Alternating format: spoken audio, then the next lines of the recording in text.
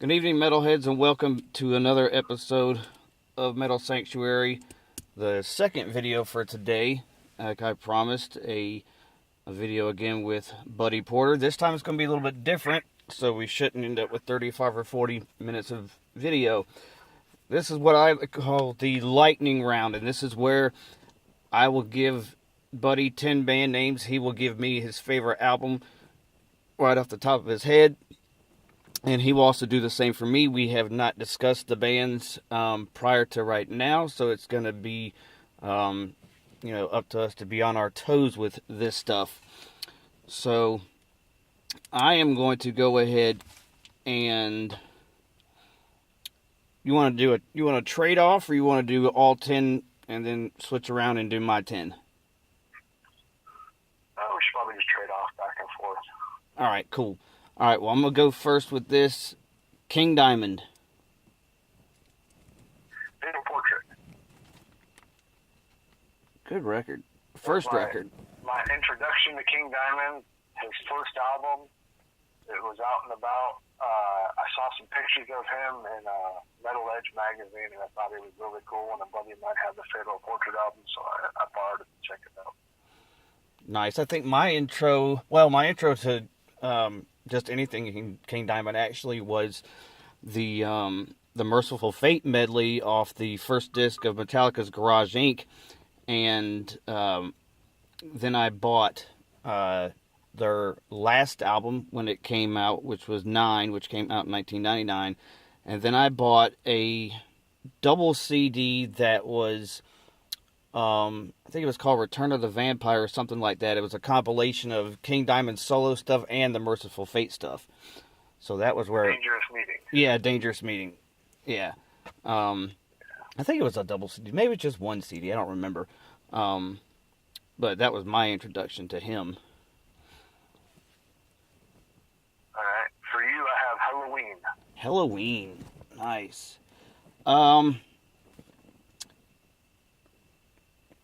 This is probably going to sound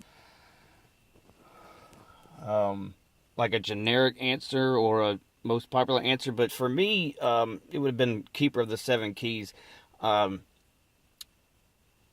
It's probably the first real proper power metal record to come out, and I think that a lot of the records that came out, even Keeper Part 2, I didn't think captured the same magic and quality of that album. Honestly, I liked Part 2 a lot better than the first one. I thought the music and the lyrics and stuff were a little better on it. But it seemed it was kind of a rushed album. Like they were trying to just get it out to complete the saga. But I actually enjoyed the second album better than the first one. All right. For you, Judas Priest. Painkiller. Nice. Yeah, I don't... that record, for me, is also my favorite Judas Priest album. It's because of how heavy that record is compared to most of the other records they did, but it doesn't ever really stop being heavy. Even the slower songs like Touch of Evil, still that album, just like overall, it's just it's a heavy album. It's a haunting album. It's Rob Halford at his actual peak vocally. I mean, you can say that, the Defenders and Ram It Down era in the mid to late 80s was probably his peak, but as far as what he really just never really sounded like ever again after that record, that was just a powerful. I mean, you got songs that it's just like you would love to hear them do that entire record live now, but I don't know if Halford's vocals would be able to hold up for the whole record. But I mean, even the lesser known songs like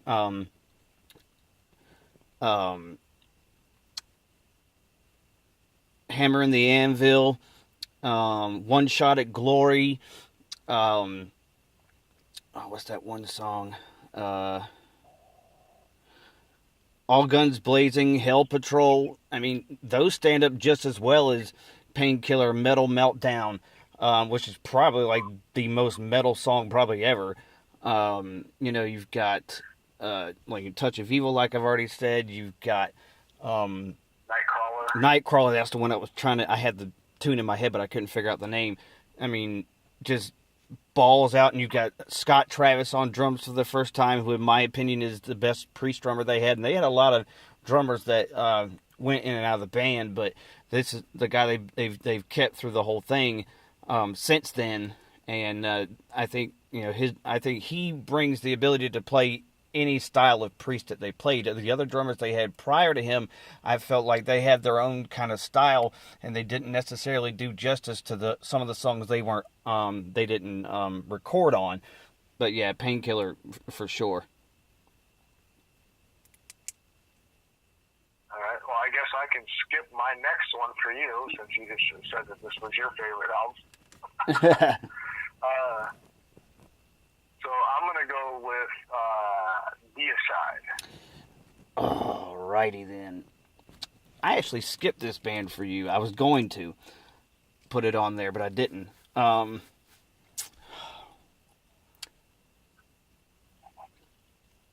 Serpents of the Light is my favorite Deicide record. That's a damn good album. Yeah. After that record, it gets a little sketchy for me as far as, really loving Deicide. But like everything up to that record, I felt that was the most on point that the Hoffman brothers were. I felt like probably the strongest Glenn was vocal-wise. For me, that just, to me, like if I was to introduce somebody to Deicide, that would be the record I would introduce them.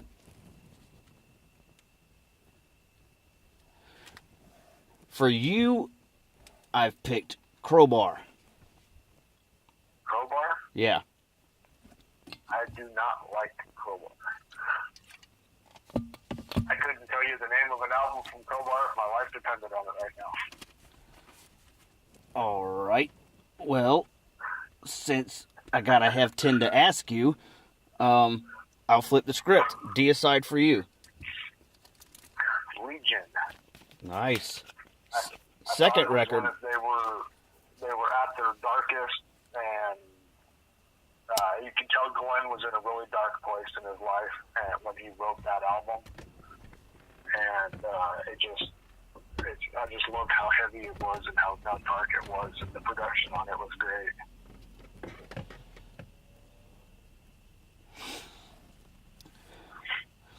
All right, we'll flip it back to get back to the order we were originally in. For you, I know you like this band, Dio. Dio. Lock Up the Wolves. That's an interesting pick. Rowan Robinson. That's an interesting pick, and in my opinion, a very underrated album. Not a lot of people mention that record. That's actually I think that was the third Dio record I bought, because I bought Holy Diver, which was my intro to Dio, and then I bought Last in Line, and it was Lock Up the Wolves was the third one I bought, and I think the fourth one I bought was Magica. And for a long time, I couldn't get into it. That was before I kind of realized the understanding and the art of concept albums. But yeah, Lock Up the Wolves is a really good Dio record, and a very underrated record too. Yeah, I wish Rowan Robinson would have never quit playing. Well, he's one of my favorite guitarists, and the way that he played, I mean, it's obvious why Dio chose him.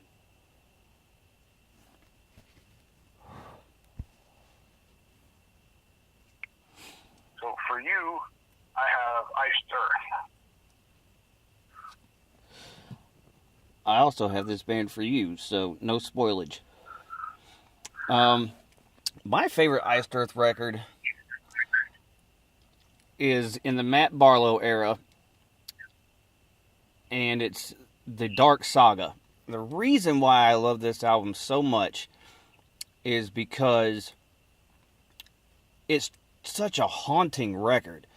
When we talked before, when we talked about singers as far as their tone and not necessarily their range. Now, Matt Barlow has some range. Don't get me wrong, he's got range, especially on his Ashes of Aries record. That's probably the longest range I've ever heard from him. But the Dark Saga, I mean, it's just every track on there is killer. It's a concept record about the whole Spawn thing and everything, which I never got into like the comic books or the movie or anything. But you know, it's interesting to hear that story put to that type of music. Definitely a great album. Which is a great segue into the next one I actually had on my list, which was Iced Earth for you. Something Wicked This Way Comes. The first of the trilogy. Yes, I love that album. The way that they put it together, the way that they organized the album, it's just got a great flow. It's one of those albums where when you listen to a song from it, you're waiting for the next song. Right. And to go back to my pick, when I saw Iced Earth, I think the one song that stands out the most for me on the Dark Saga record is Vengeance Is Mine. I had never listened to Iced Earth. I had known about them for a long time, but they opened for Megadeth in 2001, a small little club called the Norva. And when he introduced the song, he asked if there were any military members in the audience, and he said, "This song is for Osama Bitch Laden. It's called Vengeance Is Mine." And off the hook, right off then, I knew, when I heard that song, I was like, that's going to be one of my favorite Iced Earth songs.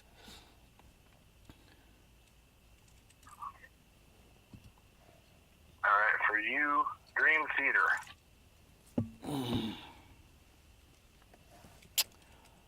Admittedly, I don't know a lot of their stuff. But I'd probably have to say Scenes from a Memory, because it's the one full record that I had of theirs. I also had the one of their live albums when they did their covering of the entire Master of Puppets album, but that's not technically a Dream Theater record. But I'd probably go Scenes from a Memory, because that's the only one I had that I've actually given a decent listen to. I'm not really into 30-minute long songs. I have a short attention span, which is like why thrashing crossover does very well for me, because I don't have to sit through 15, 20 minutes of a song. Yeah, a lot of their earlier works. My favorite album is Images and Words. And they're doing that whole album live now.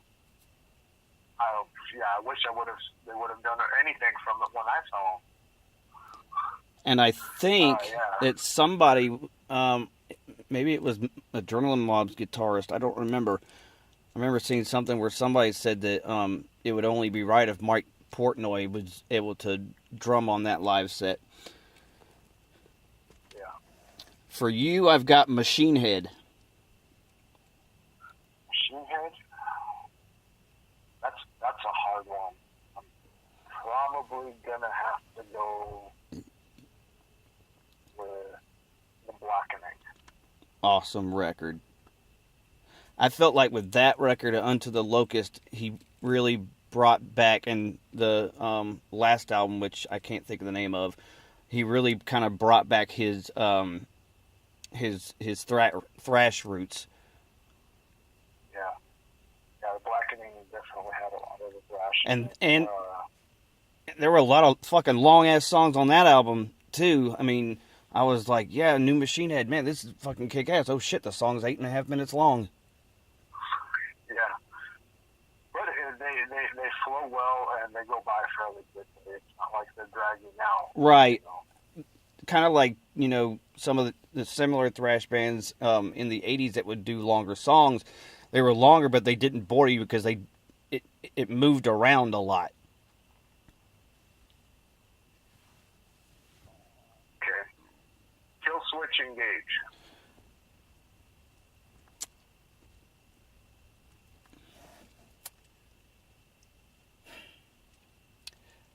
that's a tough one because I mainly like the Howard Jones era.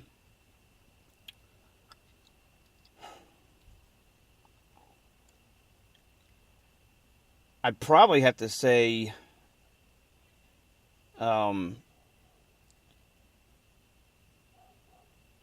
what's that record that's got there's a song on there. It's either called A New Beginning or To Start Again. The record that's got Rose of Sharon on it. I can't think of the name of the album right offhand. I don't know if it's As Daylight Dies. But definitely the Howard Jones era. I really like his blend of melodic vocals and the harder screams. One of the very few bands that does that kind of combination that I really actually get into, like them and Trivium as well, do that pretty well. It's not like the metalcore kind of mix between where the clean vocals are really whiny and the screams are like unintelligible. So I'm gonna write down As Daylight Dies, and then I'll go back and look and see if I'm correct on that record. For you, I've got Metal Church. Human Factor was my introduction to Metal Church after I met Duke at a bowling alley in West Seattle. He was on a bowling league with my friend's parents. I get the feeling we should do a top 5 Seattle bands at some point. It's a very interesting record. I think Hanging in the Balance is also a very underrated record from them. I won't say my favorite just in case you have that listed for me. No, I do not. Okay, well, my favorite the metal album that they just released with Mike Howe back on record, back on vocals. It sounds like it could have been the next album that came out after the Human Factor. Yeah, I listened to that a while back, and it's just like it really fits that time period for Metal Church. I think for me, it would probably be The Dark. Dark was a great album. A lot of people choose that album as their favorite. Well, with good reason. It's a kick-ass record. And then, not to be confused with another record they had called A Light in the Dark. So. Yeah.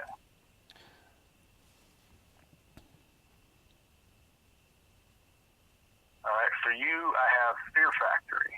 Ooh. I'm actually going to go with one of their newer albums, Mechanize. I listened, my introduction to Fear Factory, I believe, was off the Mortal Kombat soundtrack. They had a song called Obsolete. And then I saw the video, I believe, for Cars, and it kind of confused me. So I kind of left Fear Factory alone for a while. And then they did the song Fear Campaign on a Golden Gods Award show, and I had no idea Fear Factory sounded like that ever.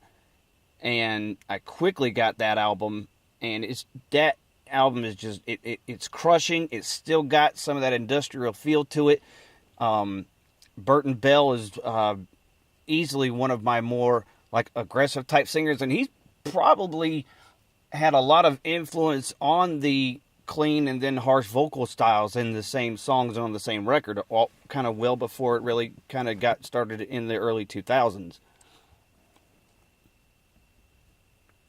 I followed them from day one, from right after they released Soul of a New Machine. I've only seen them a few times. Saw them on an Ozfest right after they released Obsolete, and that's when everybody got into them because of the song Cars. It was because it was, the Gary Newman cover. Right. It's so mainstream that everybody knew that song. That video was so weird. Yeah, video was partially directed and produced by Gary Newman, who also played keyboard in this on the cover and sang backup vocals. Right, and to that point, I never knew that Cars was a cover, and that's why it really threw me, because I was like, but that song Obsolete was so cool, and this song's kind of like, Yeah. I think I may know which. I thought it was a great cover. Right, and well, I mean, you get the fact that you've got Newman on there too. Yeah. Newman. I think I know which way you're going to go on this next one. Next one I have for you is Ozzy. Bark at the Moon. Not. Toss-up between Bark at the Moon and The Ultimate Sin. That's where I kind of thought you were going because of your affection for Jake Lee's guitar playing. Yeah. Well, we got Bark at the Moon, which is, the introduction with Jake.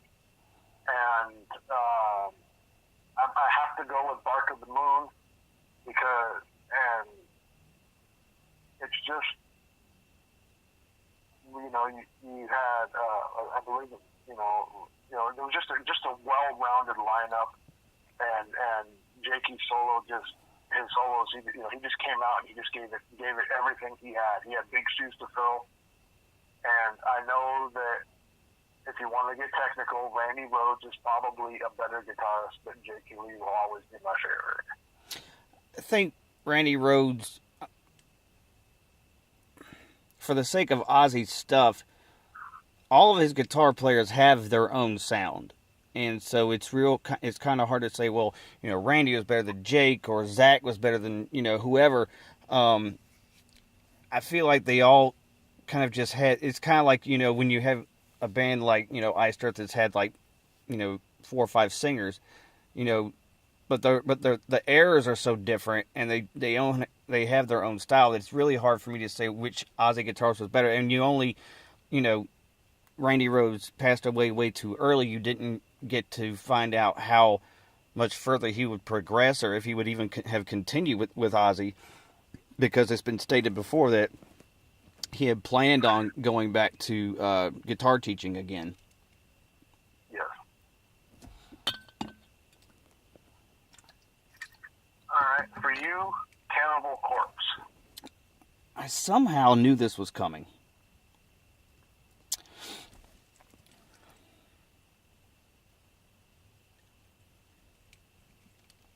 Again, a band with 2 different eras, but pretty much kind of sound the same instrumentally.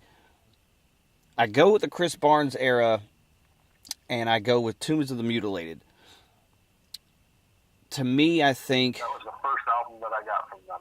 The first one I listened to was Eaten Back to Life, their debut. That's my favorite out of all of them. But I don't know. The first album that I got. But yeah. Something about Tombs, it felt darker than the previous couple records. And to some extent, I felt like it was their most brutal record of the Barnes era.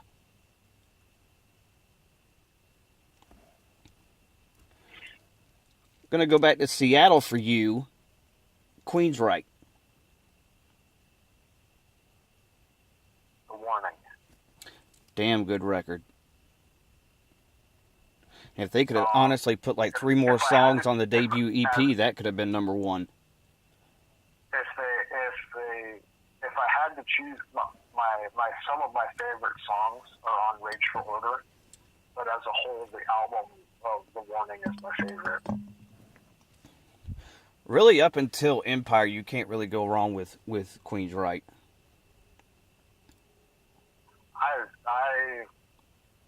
I didn't hear a bad album from Queensryche until they got Todd LaTorre. I like everything that they have done. As a whole in the band, I like QTK. I love Tribe. Tribe is probably one of I still listen to that all the time. American Soldier was great. Yeah, American Soldier. Yeah. I just once they got Todd LaTorre, and to me it sounds like Queensryche's got some fill-in vocalist, like they're, and then when Jeff Tate left and he got his band, it sounded like, that's exactly what it sounded like. Jeff Tate was singing for, like a lounge band playing behind him. Right. Yeah, I've tried to listen. Right. I've tried to listen to a couple of his solo songs and couldn't get into it, and I hold a very deep place in my heart for Jeff Tate Queensryche that I haven't even bothered to give the new singer a chance. Not that I don't think he can't sing or anything like that. It's real hard when, especially, you can even, to people who were really, really into Judas Priest back in the day when Ripper Owens came in, and it's like, it's going to be a warming up period, but it's just something that kind of hard to get over.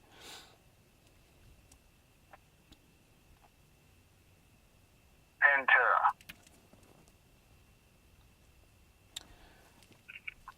My favorite Pantera record is Vulgar Display of Power.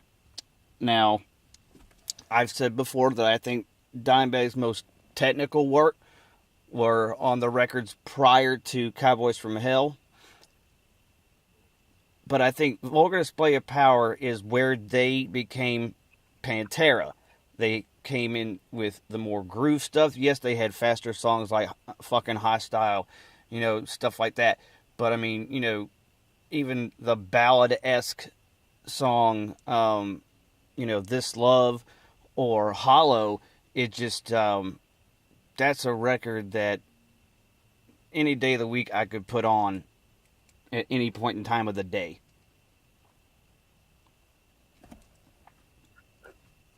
I liked everything up through Vulgar Display of Power. I didn't really care for Far Beyond Driven. I didn't really like Reinventing the Steel. I actually thought Reinventing the Steel was a very underrated record. It sounded kind of like they went kind of back to the Vulgar kind of thing, and it sounded a little bit more polished. Because the record before it, which took a lot of time for me to grow on me, Great Southern Trendkill, felt very, very chaotic, which was probably the intention for that record. But I felt like things were more balanced and organized on Reinventing the Steel. My favorite Pantera was Projects in the Jungle. I still got it on cassette. For you, last one, I went with Wasp. Ooh, that's a tough one. Yeah, I know. I figured I'd throw you a curveball in there to make you have to think for a couple minutes. Well, I don't have to think about it. It's always going to be Inside the Electric Circus. Great record. That's a tough one because they have so many. Blackie has so many great albums. You could easily go with the Crimson Idol. You could easily go with their self-titled album, The Last Command. Any of those first albums, they're all essential albums to have in any metalhead's collection. Was that the first one that Frankie Benelli drummed on? Because I know he drummed on one of the earlier records. The first album had, what's his name? Riley or from LA Guns.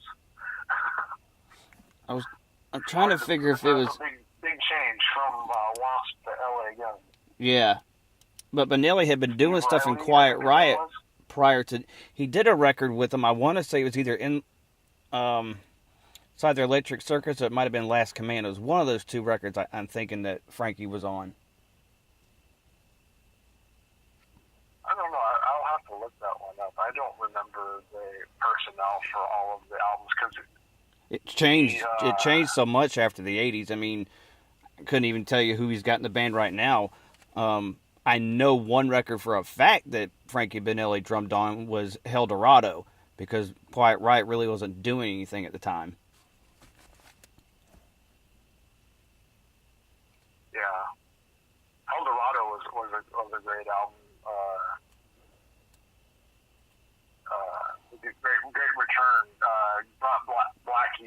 kind of back to, what he started.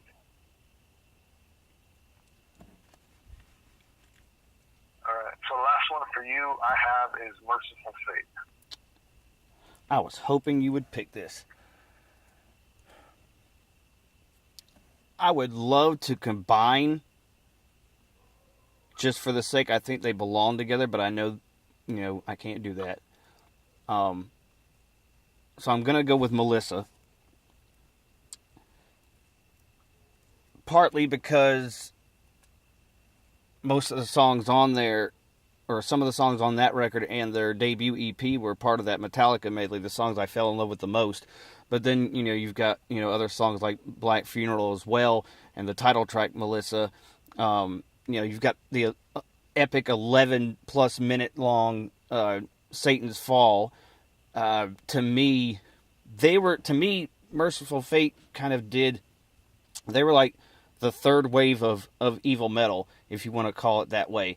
You had Sabbath, and then about a decade or so later, you had Venom, and then the following year, in '82, the first EP for Merciful Fate, which, is one of my top EPs ever for metal. And that's why I say I wish I could combine. I could put that EP and the Melissa record together, because it's kind of like that discussion we had about putting Haunting the Chapel and Hell Awaits together. It's still got it's just about as raw as the demo. King's falsettos aren't quite what he would get them to be, but I think it's scary that they were like that on that record. I know a lot of people would pick Don't Break the Oath. It's a more polished record. The songs are probably better put together, and King Diamond's vocals progressed a whole lot better. But for me, the Melissa record, it's dark and it's scary, and that's really all I really would have to say about that one. Very good choice. I would have to go with 9, but Melissa would be my number 2. 9's a really underrated record too. I think Dinner and Sherman were at the best on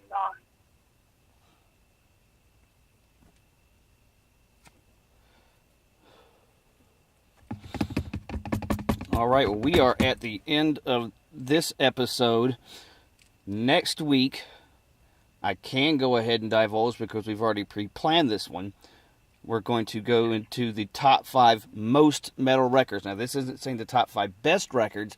These are the top 5 records that are just the most, what would probably exemplify metal to the people who freak out about metal, I guess, probably would be the way to say it. Like, these would be the records that you would play for someone who didn't listen to metal, just to kind of aggravate them, I think.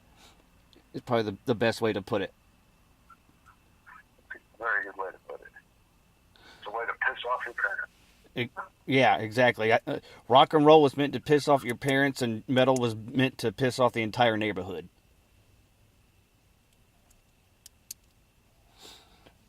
All right, so we're done with this one, and good night. God bless.